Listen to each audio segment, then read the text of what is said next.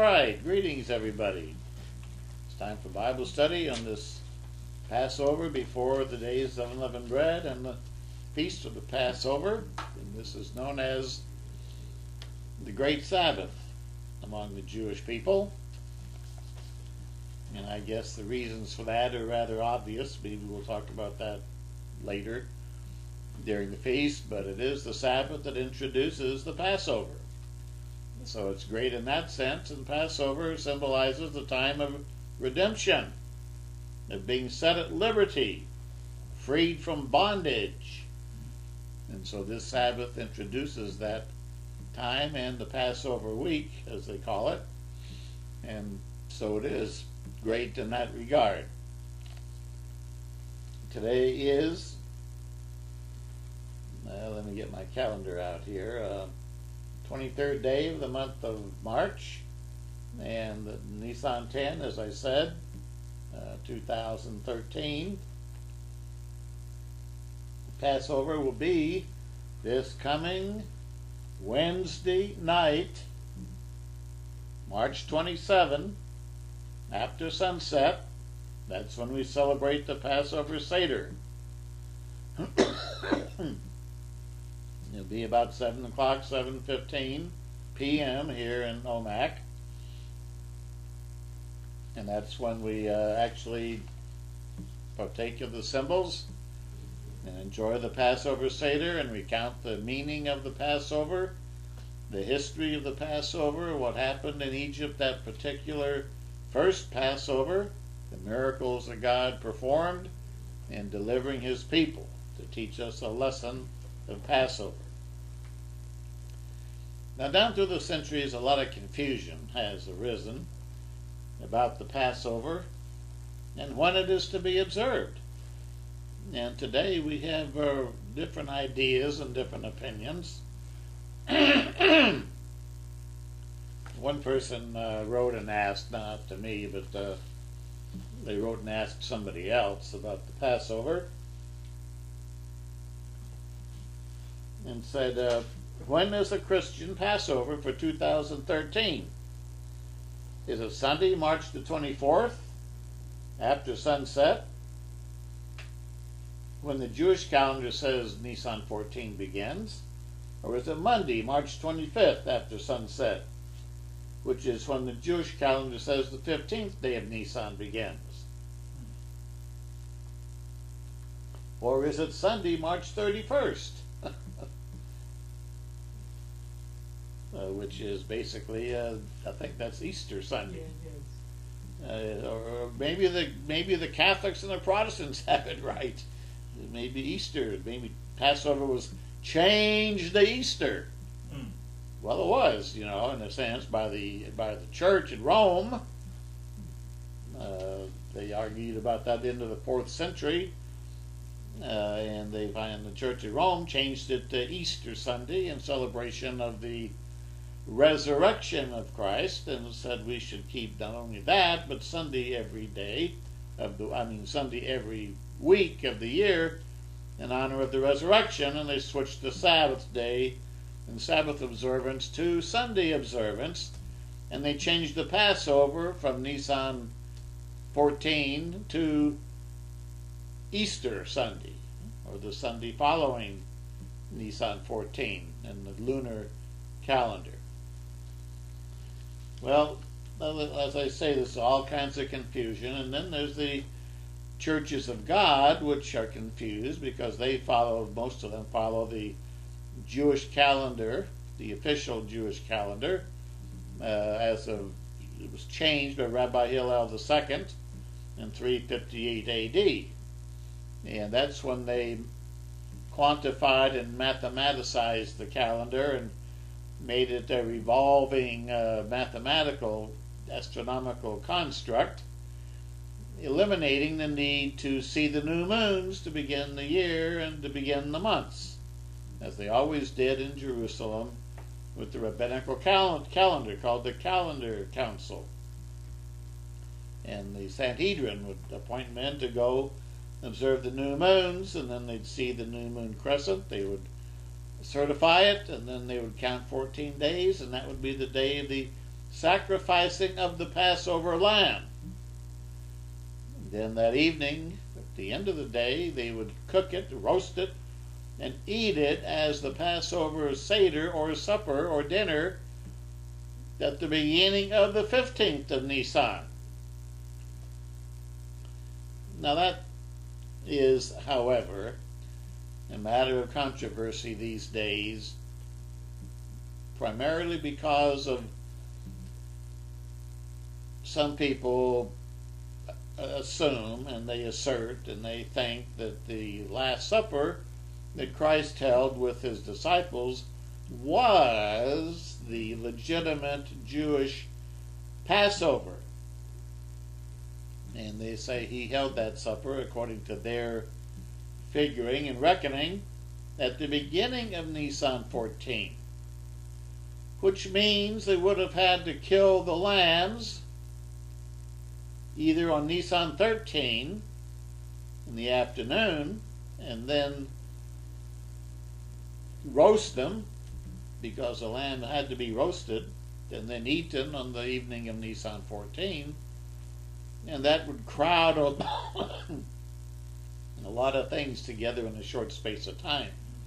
If you think about it, you can imagine you're going to go out and kill the lamb after sunset or right at sunset, and then get it ready and roast it and then eat it that same night. But what time is it going to be ready for eating? Maybe 9 o'clock, 10 o'clock? So anyway, churches, when they keep Passover, they call it that, but they don't wait till 9 or 10 o'clock to do it, do they? They do it at sundown. Well, and they call that the Passover. Well, is that the Passover? You check with the Jewish people, and the Jews, of course, have been, I would say the Jews have been keeping the Passover for 3,400 years. The Passover was given to Israel in the days of Moses in 1491 BC. And we're at the year 2000, after the year 2000 AD. That's 3,491 years, plus 12 years, or 13 years. They've been keeping the Passover. And yet some people say they forgot the right day. They forgot what day it was, and now they're doing it a day late, according to these self-esteemed scholars and a few ministers of the ex-Worldwide Church of God or some of the split-off groups. And apparently Herbert Armstrong probably thought that because he thought the Lord's Supper, he called it the Passover. And he figured it out in a way that the Jews had lost track of the right time, so they were keeping it a day late. But according to his calculations and his reckoning, Passover should have been kept always at the beginning of the 14th of Nisan. Well, who are you going to believe? Herbert Armstrong or the Bible? Are you going to pay attention to Jewish history and what the Jews say? You're just going to ignore what they say and just try to piece it together yourself. It's not always easy, but God says in Romans chapter 3 that the oracles of God were delivered to the Jews to preserve. The oracles, the words, the teachings of God were given to the Jewish people to preserve. Acts chapter 3 and verses 1 through 2. Paul says that's their advantage, that chiefly to them were delivered the oracles of God, and they preserved them. That includes the Passover, obviously. That's the first holy day, and the Feast of Unleavened Bread. Now in the Jewish Chumash, which is their commentary that goes through the year, they read it in conjunction with the Sabbaths of the year. And it's a commentary on the book of the law of Moses and some of the prophets. And in the Chumash, if I can get this right, the Chumash, you read it from the back of the book to the front of the book. It's like the Hebrew language is from right to left you read, the Chumash is from the back of the book to the front of the book. Am I making that clear? I hope. Left to right. So please just let me get on with the Bible study. And the Chumash, if you look up in Exodus chapter 12, Exodus chapter 12,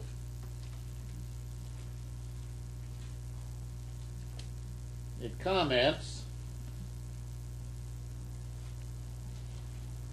about the Passover. And verse 6 says in Exodus 12, in the Jewish translation, the Tanakh they call it, the Jewish translation of Exodus 12:6. Well, let's go back to verse 5. An unblemished lamb or kid, a male, within its first year shall it be for you. That is the Passover. From the sheep or the goats shall you take it.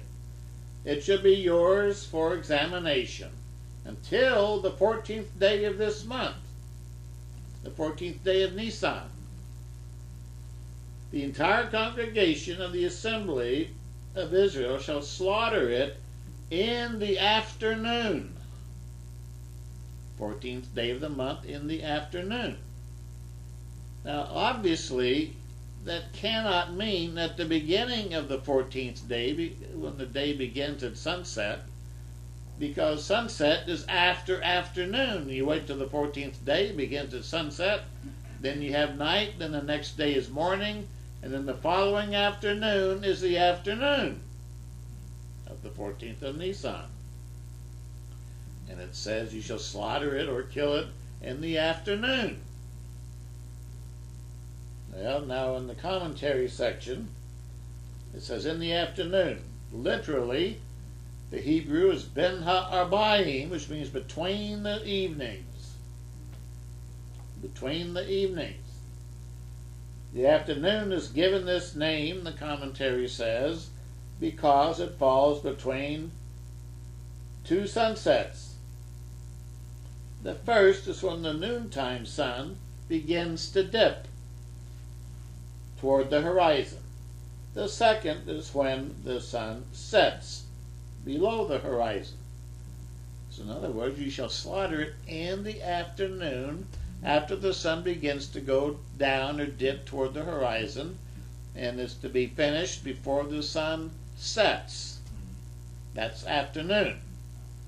And that's the way the Jewish people interpret that verse. And there, it's in Hebrew. It's from the Hebrew. They're the ones that speak Hebrew better than anybody else on the face of the earth. So I would think we should give them a little credence to begin with and say, well, that's very interesting. That makes sense. Let's just hold our minds open before we close the door and slam it shut and make up our opinion. Let's just say, well, that's interesting. That's the Jews have a very good point there. They show that ben ha'arbaim, between the evenings, means in the afternoon. Between sunset, the time when the sun begins to go down, and the time when it sets. That's afternoon. That's between the evenings, the two evenings. Now, another Jewish source, which is not the Bible, but the Jewish Book of Jubilees, which is compiled by Levitical priests, at least 200 years or so before Christ, based upon Jewish Levitical tradition and oral testimony carried down through the centuries. And this book, written, this is translated from the Ethiopic language. The original was written about 200 years before Christ, that we know of. And on chapter 49, XLIX 49 of the Book of Jubilees, it has a final chapter in the book about the Passover. Now, Jubilees is about a history of Israel, by the way, the Levitical history of Israel, from the time of creation until the days of Joshua. The days of Joshua, when Moses and Joshua. It covers that period of Israelite history.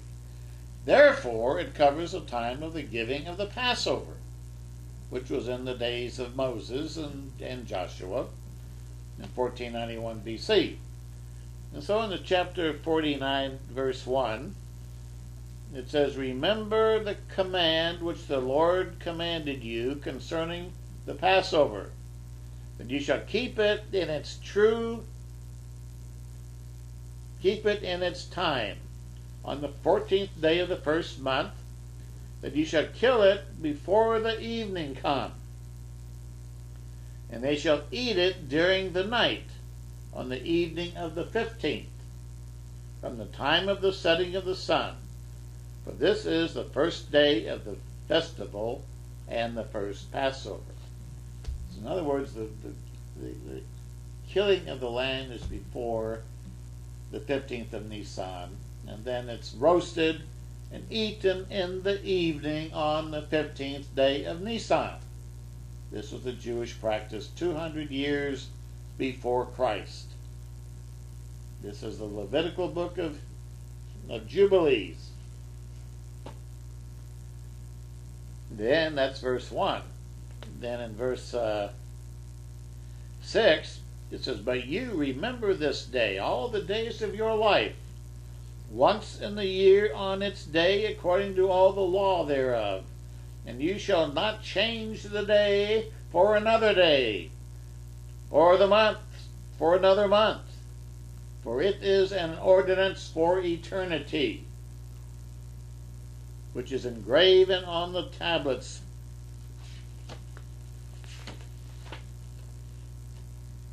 of heaven concerning the children of Israel, that they shall observe each year by year the festivals once a year in all their generations, and it has no limit of days, for it is ordained for eternity." And that's what we read in Exodus chapter 12 and Exodus chapter 14, that the Passover, the days of unleavened bread, are ordinances forever, for eternity. We're to always observe them and never quit. If we quit, then we break the covenant that God makes with us, and we basically cast ourselves into the lake of fire. We're to obey His law for eternity. And it goes on to say in verse 9, "And it shall not take place in the morning," that is the Passover sacrifice, "at any time of daylight, but only at the limits of the evenings. And they shall eat it in the time of evening until the third night." Evening means afternoon here. "Until the third night, the third of the night, and whatever is left of all the meat on the third of the night they shall burn in the fire." They were to have it all consumed by the next morning, before daylight. And then it says in verse 11,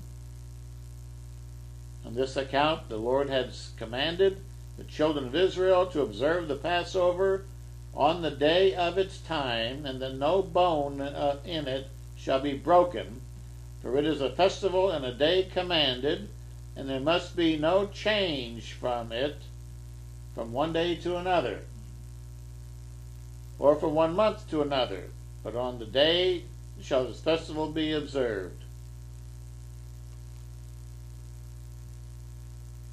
It shall become a memorial before the Lord, which is acceptable, and that no plague come upon them to kill them and discourage them in that year."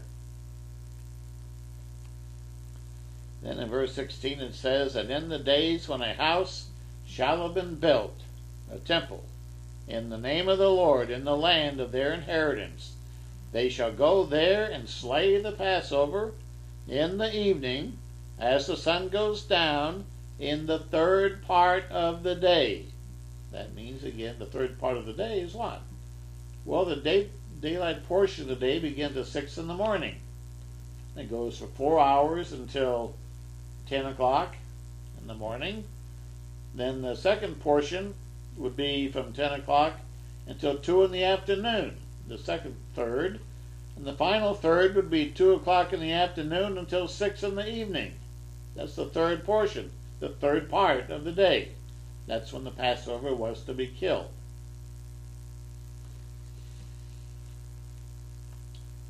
And verse 20 says, "And this festival you shall observe with trembling when you went out of Egypt, until you had gone through the sea into the desert of Sur, for on the shore of the sea you completed it." So what this is saying is that the first Passover week was from the time of the Passover, when they ate the Passover at the beginning of the 15th day of Nisan. They left Egypt early the next morning on the 15th day of Nisan, as Numbers 33 verse 3 says, "In the sight of all the Egyptians, burying their firstborn dead. And by the 7th day of the feast, or the 21st day of Nisan, they crossed the Red Sea." And that was the end of the feast, and that was the end of their captivity in Egypt. And that day is the day when Pharaoh and his armies were drowned in the Red Sea. Now,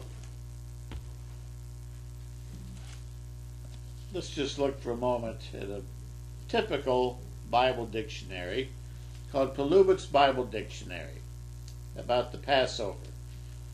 Palubitz's Bible Dictionary is a very fine reference book to learn about the Bible and things in the Bible and the holy days, how they were observed, and things of that nature. And here under Passover on page 486, Palubitz says, "This feast was instituted by God to commemorate the deliverance of the Israelites from Egyptian bondage and the sparing of their firstborn when the destroying angel smote the firstborn of the Egyptians." The first celebration of the Passover, he says, on the 14th day of the month he was to kill his lamb while the sun was setting. That is, in the late afternoon. He was then to take blood in a basin and with a sprig of hyssop to sprinkle it on the 2 side posts and the lintel of the door of the house. Then the lamb was thoroughly roasted, whole, and then it was expressly forbidden that it should be boiled or that a bone of it should be broken. The lambs were selected on the 10th day of the month, and they were on the 14th day they were slain, and the blood was sprinkled, and in the following evening, that is the evening at the end of the 14th, after the 15th day of the month had commenced, the first Passover meal was eaten. Then at midnight the firstborn of the Egyptians were smitten, which was midnight on the 15th of Nisan. Now, this makes it very clear chronologically what happened. And then it goes on to say, "In such haste did the Israelites depart from Egypt after that Passover. On that very day," Numbers 33 verse 3 says, "that they packed up their kneading troughs," their dough for bread, "containing the dough prepared for the morrow's provisions, which was not yet leavened." Because they were getting out of their amscray or amscram or whatever the expression is. They were moving quickly to get out of there before Pharaoh changed his mind again, as he was wont to do, and to say they couldn't leave. So they were on their way out, and their bread dough was not yet leavened. Now they wait around all day, like some people say, collecting valuables from the Egyptians. You know very well their bread dough would have been leavened. So this proves they didn't just hang around all day on the 14th collecting valuables from the Egyptians. If that Passover was at the beginning of the 14th, and then they didn't leave until the 15th, as Numbers 33:3 says, then they'd have had a whole day to stand around collecting valuables from the Egyptians, and in the meantime their bread dough would have become sour or leavened with all the spores of leavening, and they would have been leavened.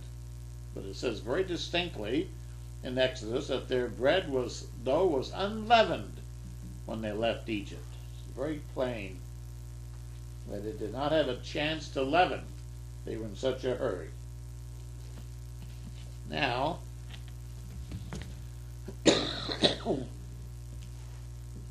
just to keep rolling on this, I want to go to another historical source, which is very much accepted by everybody, except a few oddball fanatics. But this is the works of Flavius Josephus. He was a Pharisee and a general of the Jewish army in the 1st century and fought the Romans until he was captured, and then he tried to convince the Jews to give up and quit fighting, and they wouldn't listen to him. So over a million Jews perished in the siege of Jerusalem. Josephus wrote a book called The Wars of the Jews, which includes that last war in 70 A.D., and as well as his work Antiquities of the Jews. Now, in the book Antiquities of the Jews,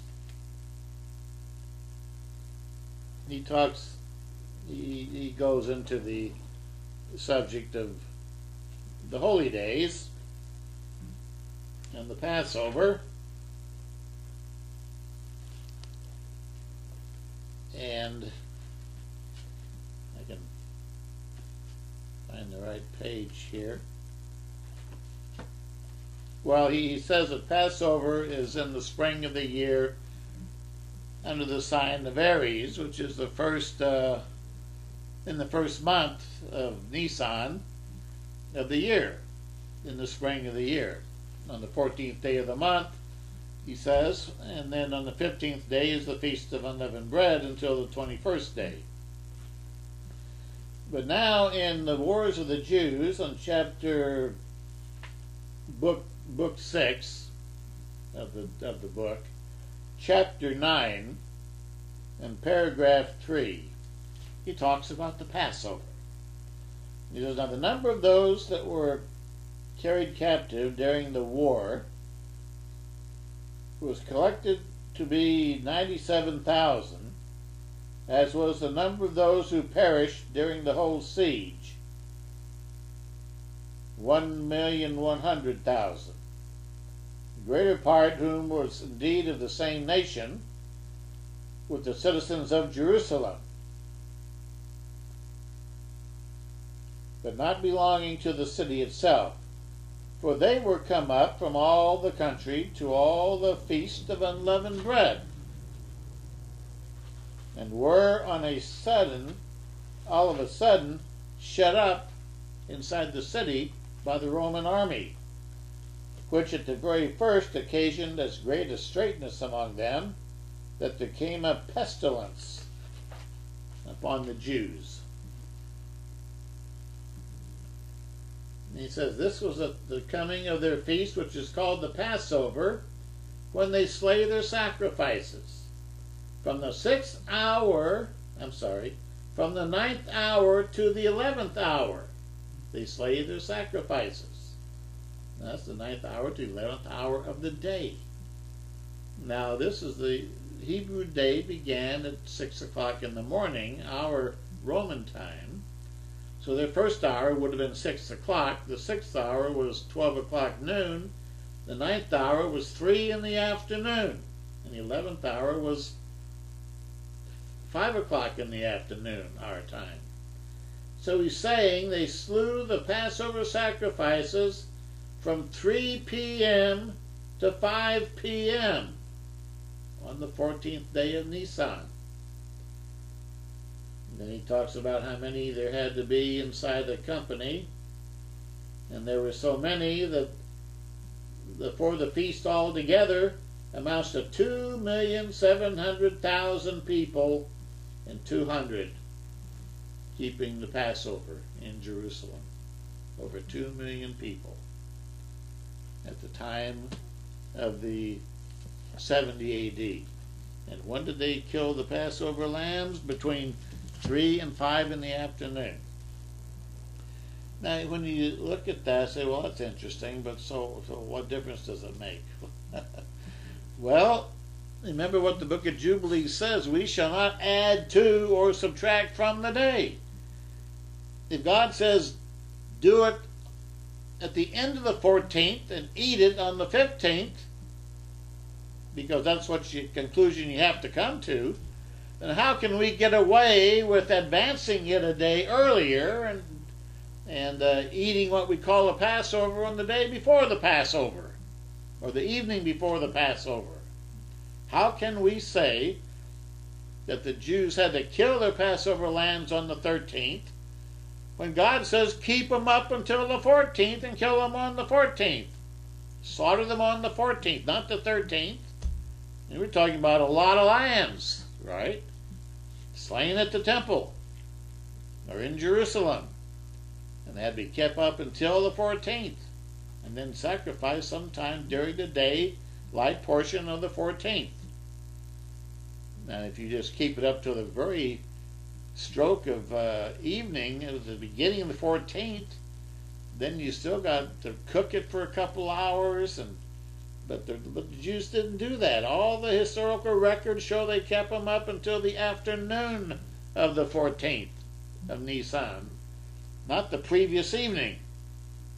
That's what I call Worldwide Church of God BS, or Bravo Sierra, or Worldwide Church of God nonsense, push twaddle, falderall.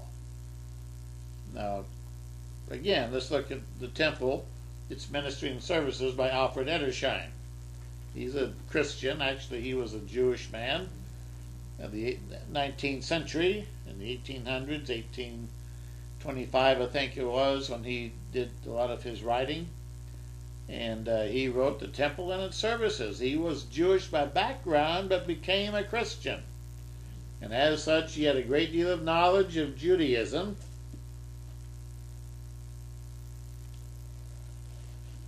And its official rites. And so he wrote this book about Christianity and Judaism, and about the Passover, the real true understanding of the Passover. And on chapter, I forget the name of the number, but it's a chapter on the Passover, page 173. Edersheim has a section here called the time of its commencement of the Passover. He says, early on the forenoon of the 14th of Nisan, the feast of the Passover may be said to have begun. Now, forenoon means before noon, or the morning hours from like 6 a.m. until 12 p.m., noontime. Early on the forenoon would be like maybe 7 o'clock in the morning. The feast of the Passover may be said to have begun, he said. In Galilee, no work was done all that day. In Judea, it was continued. You could work until midday, because the 14th was not a holy day. You could work until the midday, or till noontime. The rule, however, being that no new work was to be commenced, though that which was in hand might be carried on. Then he talks later on the choice of the lamb. Great care was taken to select a proper Passover lamb, which had to be free from all blemish, and neither less than 8 days or more than exactly 1 year old. Each lamb was to serve for a company, which was to consist of not less than 10 or more than 20 people per lamb or company. The company, let's see. He says, Christ sent 2 of his disciples, Peter and John, out to prepare for the Passover, we read in the Gospel accounts. to see that all that was needful to be done would be taken care of before the Passover. And so they went out to prepare for the due observance of the Passover supper, especially the purchase and sacrifice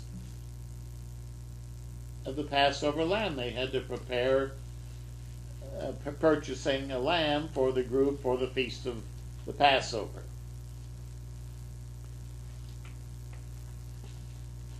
Now, on the Passover, he says that Edersheim gets mixed up because he says it was now the 15th of Nisan. He said ordinarily on the evening sacrifice would have been offered at 2:30 p.m. in the afternoon and offered at about 3:30 p.m. But on the eve of the Passover, it was killed an hour earlier so they could fit the time in to kill the Passover lamb in the afternoon after the evening sacrifice was done. And if the 14th of Nisan fell on a Friday, or rather from Thursday at eve till Friday at eve, 2 hours earlier, so as to avoid any needless breach of the Sabbath. So again, we're seeing he's talking about they killed the Passover lambs in the afternoon, after the evening sacrifice, which would normally have been about 2:30 to 3:30. So it's not talking about, therefore, any other custom. Now,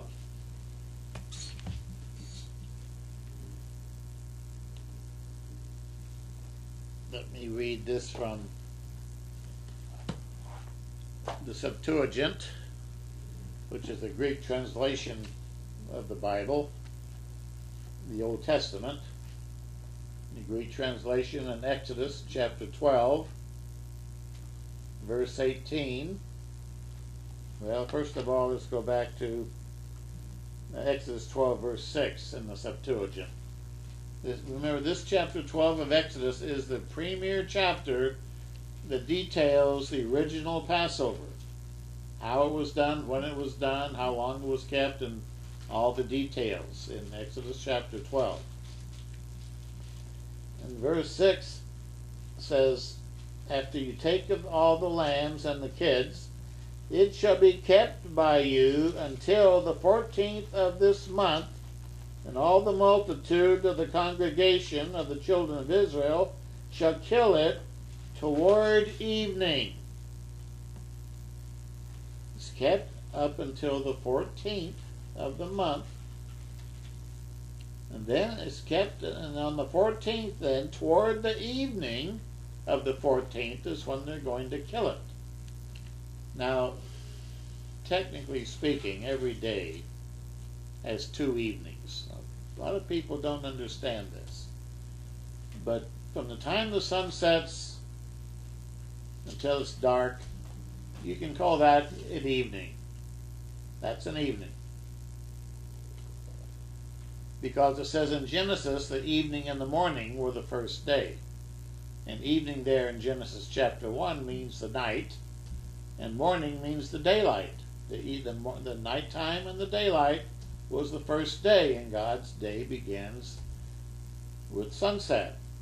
As it says in Leviticus chapter 23 and verse 32, from evening unto evening shall be your Sabbath, or from sunset to sunset. So there is that part of the day which you can call evening, from sunset until night. But then there's the evening at the end of the day also is called evening, which is afternoon or late afternoon. And that's the biblical terminology. Over in chapter 12 again, in verse 18, for example, this is a key scripture to know and in which we ought to memorize so we don't forget this fact, that evening is the end of the day. Not just the beginning of the day, it's the end of the day is evening. Verse 18 says, beginning the 14th day of the first month, you shall eat unleavened bread from evening till the 21st day of the month, till evening. 21st day is the 7th day of unleavened bread. You eat unleavened bread until the end of the 21st day. The end of it is the evening of it. As it says, till evening. Doesn't mean till the beginning of the 21st day, but you have to include the 21st day to have 7 days of unleavened bread. So evening here means the evening of the 14th day, which is the beginning of the 15th. You eat unleavened bread until the evening of the 21st day, which is the end of the 21st day. So here, evening very plainly means the end of the day. So they kept up the Passover lambs to be sacrificed and killed them in the evening, which means the end of the day, the afternoon, as the Jewish translation I read earlier today said. They killed it in the evening. Now that's pretty plain if we look at it from God's truth point of view, from the Old Testament, the way it was laid out. You know, the Jews have had it right for 3,491 years. Actually, 3,500 years now. They've had it right. Why should we dispute the Jews to whom was given the oracles of God? How could they lose out on the Passover? The one family feast of all the holy festivals of God, that was the one that pictured freedom and liberty. And it was a family festival. They taught their children. They were commanded to teach their children from generation to generation the meaning of the Passover. It's a wonderful celebration of deliverance and liberty and the beginning of the Jewish nation. The Hebrew nation, the Israelite nation, began with the deliverance out of Egypt in the days of Moses at Passover. So, why are people so confused about it today? Well, because of, I guess I could just say, tradition. It's kind of like the movie Fiddler on the Roof. You know, Christians also have their traditions. Then they grow up with some misunderstanding that they're taught something wrong by a man, and they just swallow it hook, line, and sinker because it sounds good and they don't know any better. And they just repeat it over and over and over, and next thing you know, they just, sure, they must be right. They couldn't possibly be wrong. You know, horrors. God forbid that they could be wrong, that their great minister could be wrong, or their present minister could be wrong. Oh, horrors. But what does the Bible say? What does the Word of God say? What does history say? What really happened in the New Testament? And did Jesus keep the Passover with his disciples on that last Passover before he was killed, nailed to the stake, died for our sins?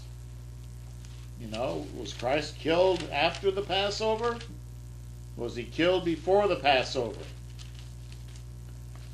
What was the Last Supper that Jesus Christ held with his disciples? A lot of people today assume it was the Passover. Now, Edersheim, in his book, thinks it was the Passover, but he says it occurred on the 14th, into the 14th, or on the 15th day, and that he was sacrificed the next day on the 15th.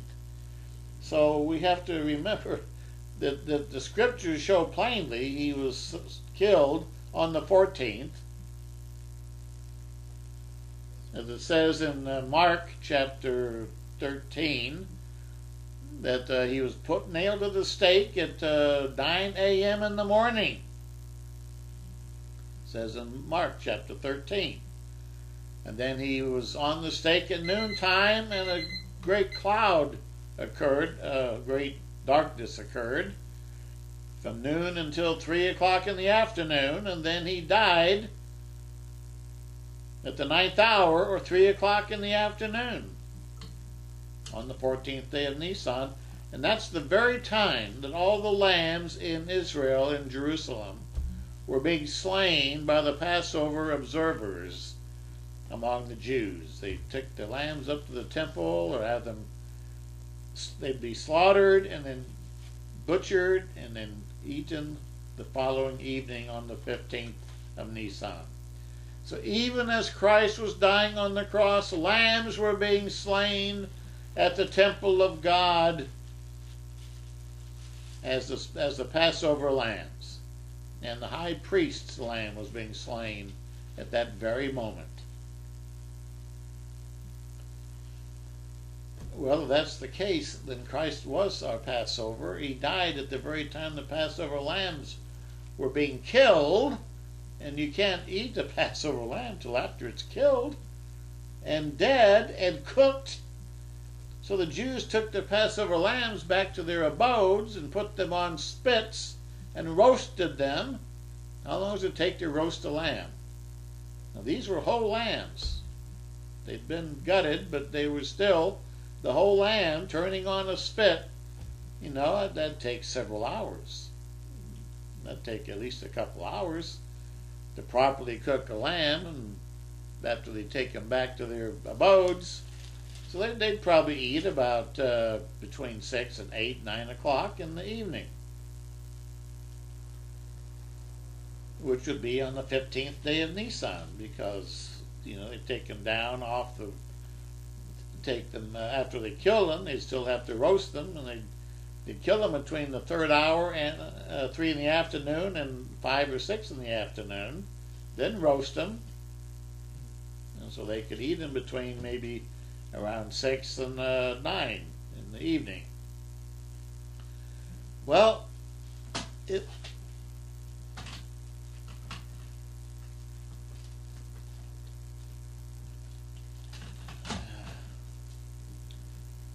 if you stop now carefully and think about it, the lambs have to be dead before you can roast them. They have to be roasted before you can eat them as the Passover lamb. So Christ was the Passover lamb. He died the same time the Passover lambs were being slain at the temple. The afternoon of Nisan 14, as Josephus says, is when they killed the lambs at the temple, from 3 to 5 p.m. They had to be kept up until the 14th day. They couldn't be kept till the 13th and then killed. That would be breaking the law. They kept them up till the 14th, and on the 14th they killed them in the afternoon, as it says. Then they ate them. So the evening meal that Jesus Christ, our Lord Yeshua, had with his disciples before he was arrested and put in prison by Pilate had to occur before the Passover. It could not have been the Passover, unless you want to say that somehow he and his disciples held an early Passover, just for them, just for that year, for that time, because he was going to be the Passover lamb slain on the afternoon of the 14th of Nisan. But why would he actually have an early Passover? Well, it was the last dinner he's going to have with his disciples, his Talmudim, after teaching them for 3 years the lessons of the kingdom of God. It was the final dinner he could have with them. So obviously he could not have a regular, normal Passover with them. He could not have a regular, normal Passover Seder with them. He couldn't do it. So he could not really technically observe the Passover with them, with the Seder, because he was going to be the Passover. You can't be in 2 places at once. You can't be in the grave and also having a meal with your disciples at the same time. When he was dead and he was buried. He didn't rise till 3 days later. So he couldn't have got up out of the grave to have a Passover with them. So what was that last dinner all about? That is the crux of the argument. That is the big to-do today among the churches of God. And those who, like the Living Church of God, the United Church of God, all of those that came out of Herbert W. Armstrong's Worldwide Church of God. And I think if we look at the history of it, we know that Mr. Armstrong was not perfect. He made a lot of mistakes. He switched around on makeup, back and forth on makeup. He switched around on Pentecost. He observed it on the day the Jews do. Then he observed it on Monday for like 30, 40, 50 years. Then he switched to Sunday observance. And I would say he was just about ready to come full cycle back to the Jewish day when he died. Anyway, he should have, because the Jews have it on the right day insofar as the calendar counting is concerned. Anyway, so what was that last dinner? That wonderful dinner we read about in the Gospels and in John chapter 13 that Christ held with his disciples. It was at least a night or two before the Passover.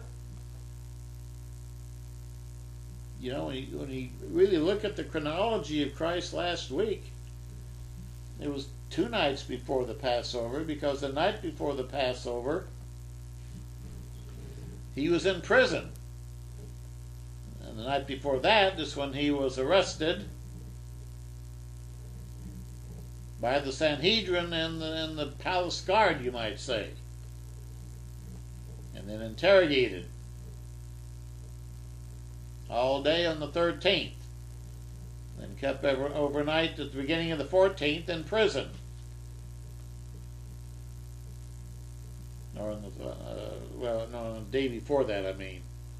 He was interrogated on the 13th, or the 14th, arrested on the night of the 12th, interrogated on the 13th, then kept overnight, and then on the 14th day, he was nailed to the stake at 9 o'clock in the morning, as it says in Mark. Now in John chapter 13, notice what it says about that last meal, that last supper that Christ held with his disciples. Verse 1 says, "Now before the feast of the Passover, when Jesus knew that his hour had come," the hour of his own sacrifice, "that he should depart from this world to go back to the Father, having loved his own who were in the world, he loved them to the end. And supper being ended, the devil having already put in Judas Iscariot's heart to betray him, Jesus, knowing that the Father had given all things into his hands, and that he had come from God and was going back to God, the Father, rose up from supper, and laid aside his garments, and took a towel, and girded himself, and washed the disciples' feet." Now notice 2 things about this now. Chapter 13, verse 1. This was a supper, it's called, and it was before the feast of the Passover. Before the Passover feast. The feast of the Passover begins with the Passover Seder. This was not the Passover Seder. This was before the Passover Seder and the 7 days of Passover. Passover hadn't started yet. That's what it says, plainly, plain language. Before the feast of the Passover, he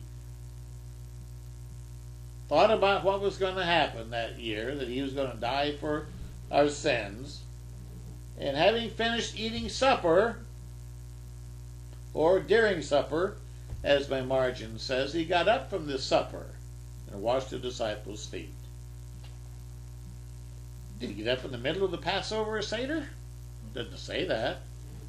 Did he get up after starting the Passover Seder? No. It was supper being ended, or during supper, a regular supper.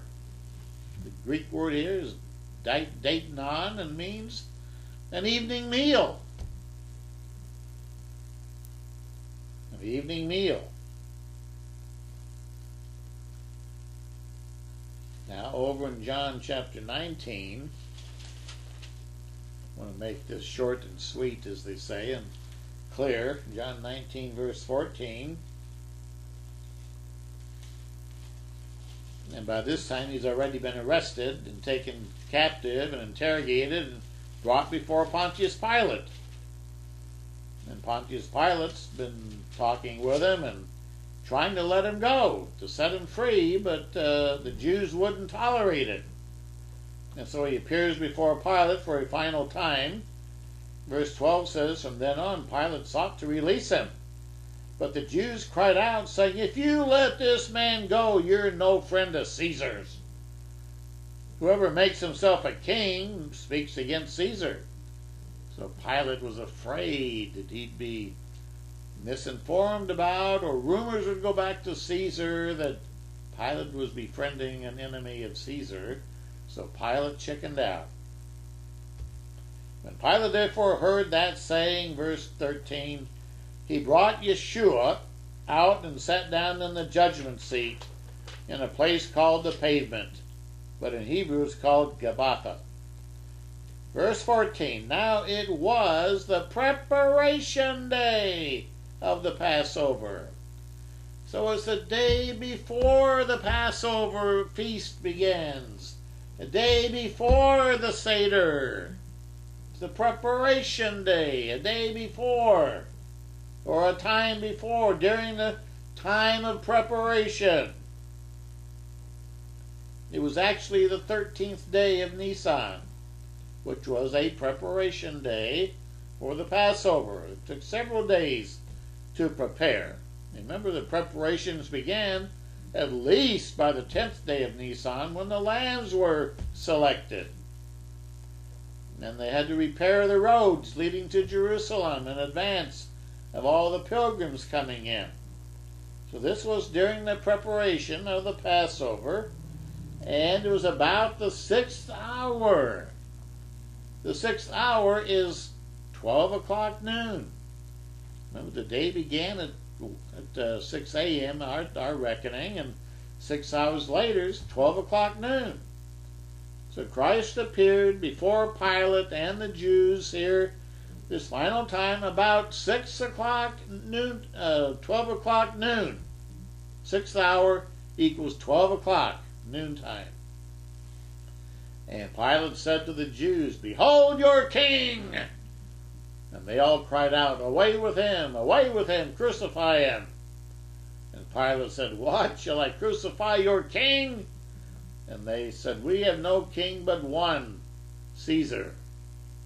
Thus they committed blasphemy. And so Pilate delivered him to them to be crucified.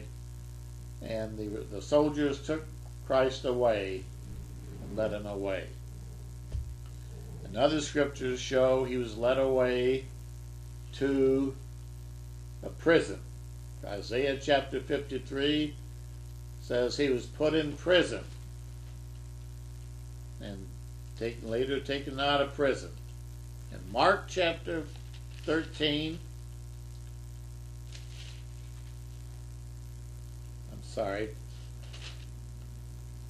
Mark chapter 15. I might have said 13 by mistake earlier, but Mark chapter 15 talks about when Christ is nailed to the stake. Mark 15, verse 25, it says, and it was the 3rd hour, 9 a.m., remember, and they crucified him. And the inscription on his accusation was written above, the King of the Jews. Now, if he's crucified at 9 in the morning, he can't still be in front of Herod being presented to the Jewish throng at 12 o'clock noon on the same day. Can he? He's crucified at 9 a.m. in the morning on Nisan 14. So the day before had to be when he was appeared before Herod on Nisan 13 at 12 noon. So you see that logically then he was being condemned on the 13th of Nisan, then whipped and scourged by the soldiers and put in prison afterward. The next morning they got him up out of prison and rousted him up and marched him up to the top of to the side of the Golgotha, or the Mount of Olives, and there they crucified him at 9 a.m. in the morning. It's just 1, 2, 3. Now, in the book of Luke, then, people just, they get hung up on things, which it's unfortunate. But in Luke chapter 22,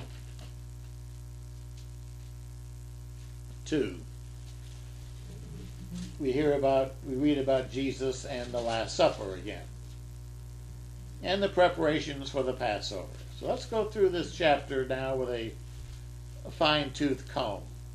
You know, we've been kind of trying to lay the groundwork, the foundation, the framework, to understand what happened and when it happened, so we can keep the Passover correctly as God commanded in His Word forever, without any deviation. God never changed the Passover.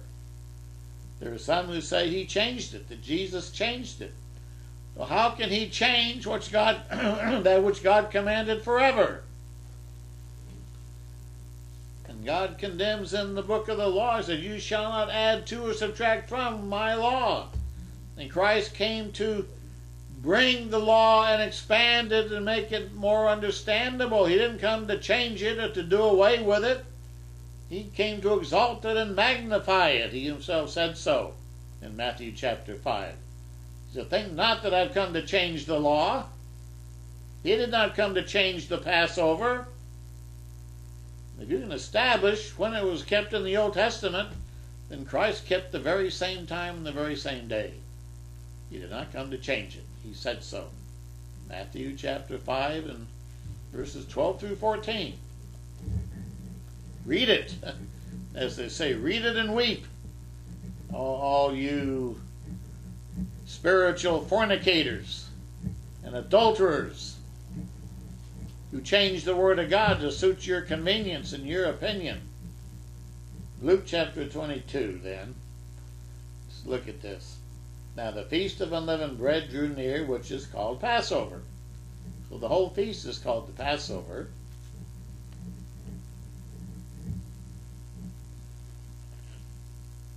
And verse 7 then says, "Then came the day of unleavened bread, when the Passover must be killed." And the word day there, I think it's hemera in the Greek. It really means day or time. And we use the word day in many ways, even in English. We speak of the day of the Lord, the day of vengeance, the day of retribution.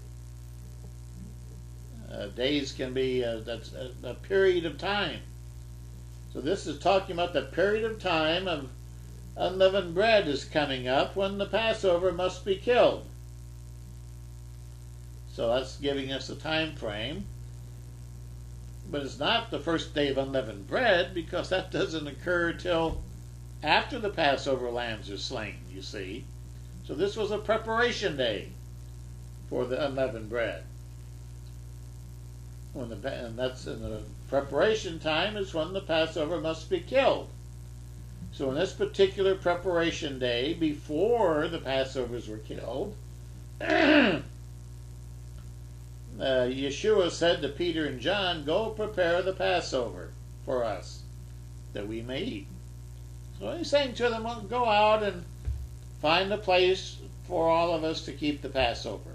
As if everything's going to be normal and the same. As if, to be prepared. And He sent Peter and John, saying that. And they said to Him, "Well, where do you want us to prepare? Where shall we do this.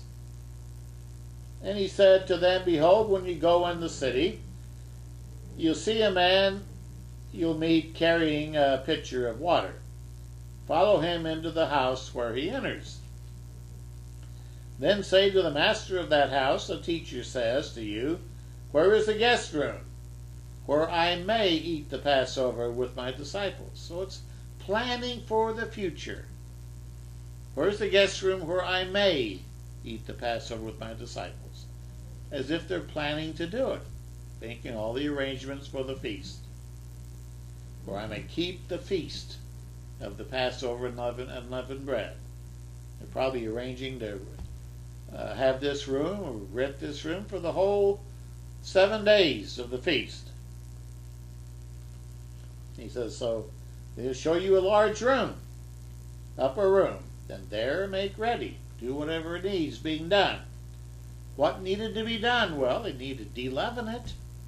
Search out for leaven to get rid of the leavening, to be prepared for the feast. Clean it up. Vacuum it. Well, you didn't have vacuums in those days, but probably have to have a broom to sweep them up. Sweep it with a broom, get it clean, wash it and scrub it, maybe soap and water. Make it sparkle.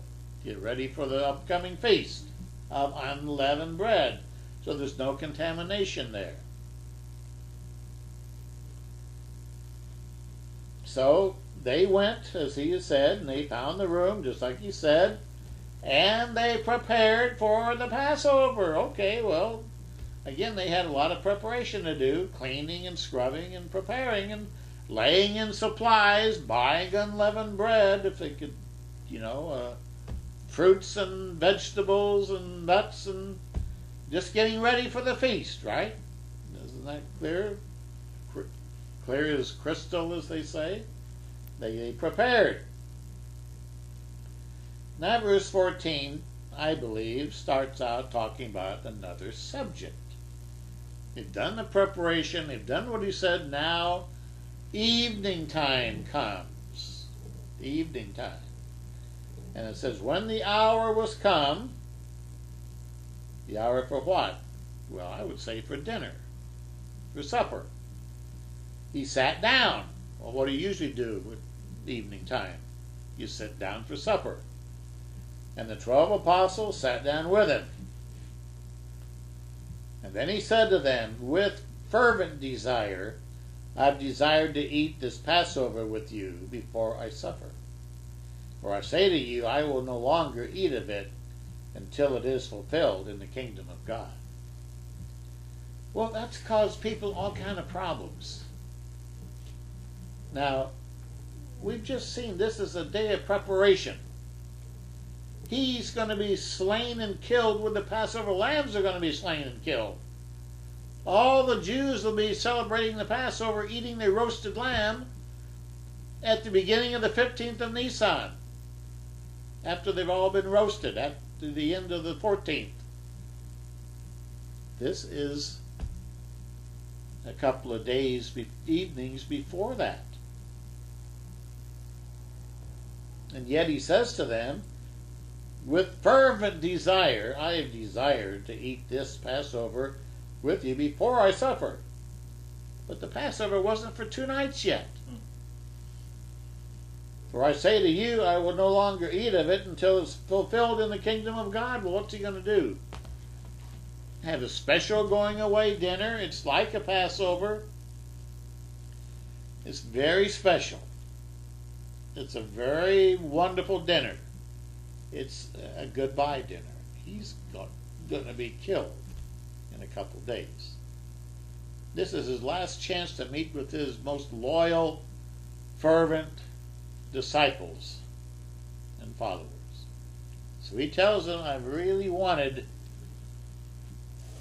to eat this Passover. Upcoming, I've often said he's talking about the upcoming Passover, which would normally be eaten in 2 more days after the 14th of Nisan is finished, during the 15th of Nisan, just like the Jews had done at that time for 1,500 years. Well,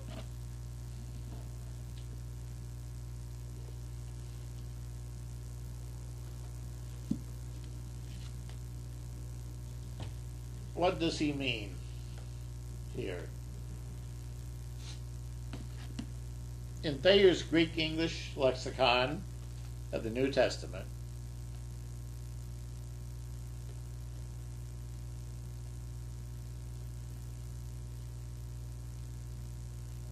if I can find the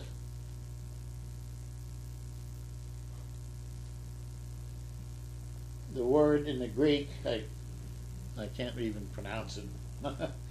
I've got it in another source, but here I have it in Thayer's lexicon,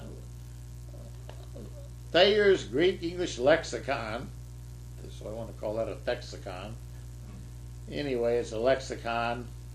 On page 238, the Greek word that Christ used here for fervently desire to eat this Passover with you. The word fervently desire means desire, craving, longing. I craved and longed to eat this Passover with you. The one that's upcoming at the appointed time. But he can't. He can't eat it with them at the appointed time. The appointed time he'll be dead and buried. So this word is used that says, specifically desire for what is forbidden. He wants to do it, but he can't because he's going to be dead. He's going to be our Passover lamb. It is forbidden for him to eat it, the Passover, that year at the normal, regular time, because he's going to be it. Like I said earlier, you can't be two places at once. You can't be dead and eating the Passover. If you're dead, you're dead. And you're in the grave. If you're eating the Passover, then you're alive and still kicking. You couldn't do both. One was forbidden. In this case, he was forbidden to eat of the regular Passover because he was going to be dead. But he wanted to.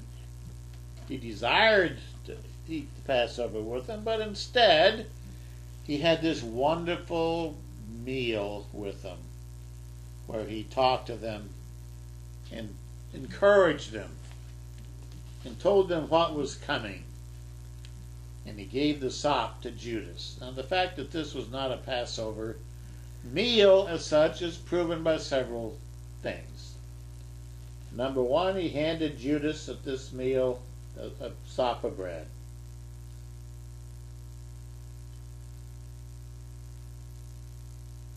The sop, let's go back to Matthew 26.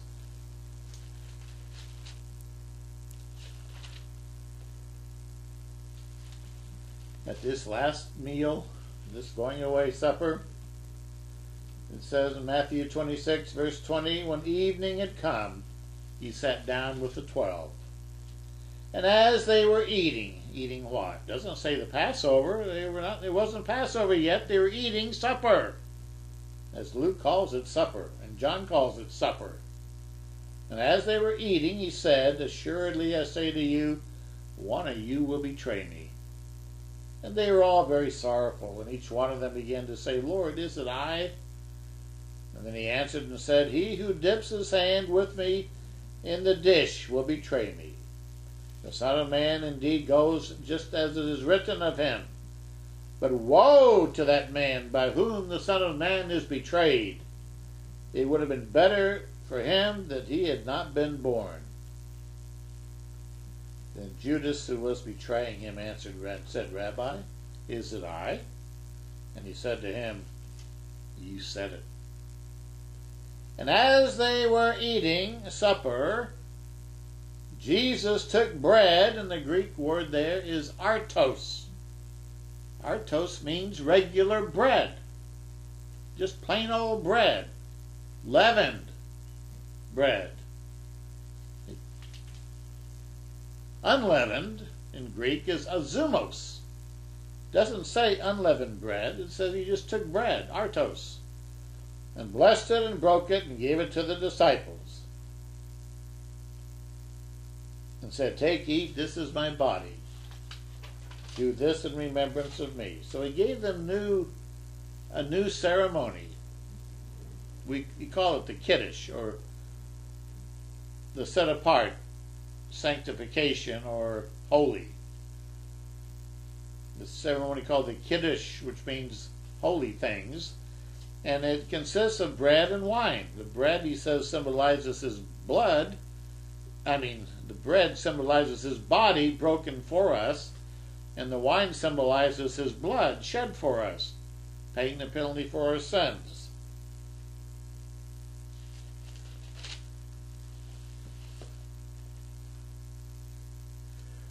So, this meal then was a very special meal. It was not the Passover, and we're not commanded to observe it, but it is a going away meal where he's saying goodbye to his disciples, looking forward to the crucifixion, will be nailed to the stake, and they're full of sorrow, and he hands the sop to Judas of artos, of leavened bread, dipped in the gravy bowl, and Judas leaves to do his dirty deed, his foul deed. In John chapter 13, to pick up the story, in verse 21, when Jesus said these things to them, he was troubled in spirit, and testified and said, "Most assuredly I say to you, one of you will betray me." And the disciples looked at one another, perplexed about whom he spoke. And there was one leaning on Jesus' bosom, one of his disciples whom Jesus loved. And Simon Peter therefore motioned to him to ask who it was of whom he spoke. Then leaning back on Jesus' breast, he said to him, "Lord, who is it?" John is speaking of himself, the youngest disciple. And Yeshua answered, "It is he to whom I shall give a piece of bread." A piece of bread, artos. Not azumos, not unleavened bread, but a piece of artos. When I have dipped it. You ever dip bread in a bowl of gravy, or what do the Swiss call it? You dip bread in a cheese bowl of hot melted cheese. Fondue. A cheese fondue. Things like that. You dip it, and it's tasty. Well, Jesus said, Yeshua said, "It is the one to whom I shall give a piece of bread like a fondue when I have dipped it." And having dipped the bread, artos, he gave it to Judas Iscariot, the son of Simon. And after the piece of bread, Satan entered into him, his heart. And Yeshua said to him, "What you do, do quickly."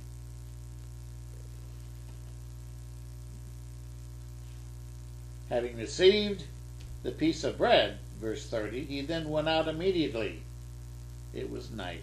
Now stop and think. If this was the Passover supper or dinner, a Passover celebration, a Passover Seder,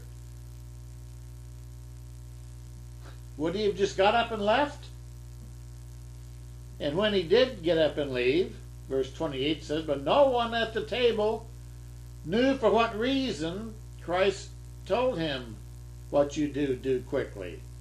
For some thought because Judas had the money box, that Yeshua had said to him, 'Buy those things we need for the feast.' Some thought that he should give something to the poor. They didn't know why he was being sent away from the table. But if this was a Passover, that would be very unseemly or unconscionable to interrupt the celebration of God's holy feast by telling someone to leave.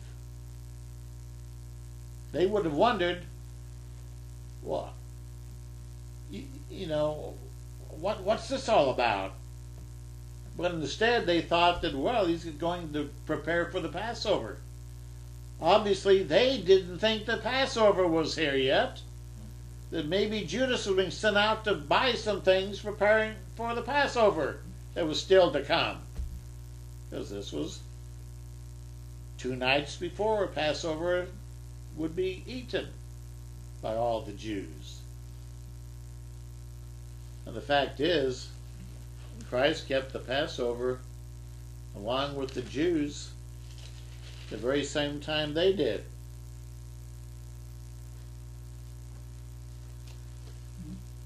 I've quoted this to people before, but if you want to turn back to Luke chapter 2, you find that Jesus and his family, when he was 12 years old, verse 42, Luke chapter 2, verse 42, when he was 12 years old, they went up to Jerusalem according to the custom of the feast. This was Passover. And when they had finished the days, as they returned, the boy Jesus lingered behind in Jerusalem. Joseph and his mother did not know it, but they supposed him to have been in the company. They went a day's journey and then sought him among their relatives and acquaintances. And they did not find him, so they returned to Jerusalem seeking him. And so it was that after 3 days they found him in the temple, sitting in the midst of the teachers, both listening to them and asking questions. And all who heard him were astonished at his understanding and his answers. So when they saw him, they were amazed, and his mother said to him, "Son, what have you done? Why have you done this to us? Look, your father and I have sought you anxiously. We've been worried about you." And he said to them, "Well, why did you seek me? Didn't you know I must be about my Father's business?" But they did not understand that statement when he spoke to them. Then he went down with them and came to Nazareth, and he was subject to them. But his mother kept all these things in her heart. And Yeshua increased in wisdom and stature and in favor with God and men. Now the key I want to point you to here is look at this verse 11. His parents went up to Jerusalem every year at the feast of the Passover. And when he was 12 years old, they went up to Jerusalem according to the custom of the feast. So they kept the feast of Passover according to the custom of the Jews. And I've been showing you all afternoon or morning or whatever what the custom of the Jews was. That's what Joseph and Mary and Yeshua observed. They observed the same Passover the Jews observed as their custom. Not a different Passover, not a day early, not a night early or 2 nights early. He observed the same Passover they observed, without any change, without any subtraction, without any addition. They observed the law of God as God commanded, and Christ himself kept the law of God perfectly. So I think those who say the Passover, that the Christian Passover is different from God's Passover or the Old Testament Passover, they don't know what they're talking about. There's only one Passover of God, and that is the original Passover. Any other Passover is dreamed up in the mind of Satan the devil, and is a perversion and a counterfeit. It's what I call in one of my articles the plot against the Passover. The Catholic Church came along and they changed the Passover. They said, "Oh, we don't keep it on the 14th or 15th of Nisan like the Jews do. We're going to keep it on Sunday, after the new moon, after the spring equinox." So they developed their own Easter Sunday observance. And in Rome and Italy they call it Passover. In the rest of the world they call it Easter. after a pagan goddess of spring, the Teutonic goddess of spring, Yoster or Easter or Astarte or Ishtar in ancient Egypt. It's all the same goddess.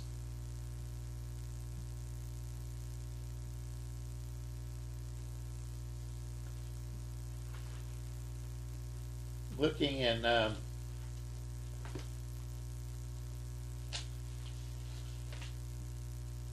Critical Experimental Commentary by Jamieson, Fawcett, and Brown,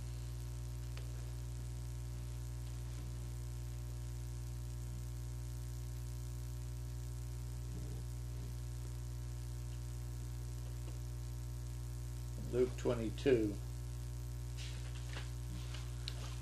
Back to Luke 22 again. He has a comment about this Christ statement, and where he says he longed to eat the Passover with desire to eat the Passover with you before I suffer.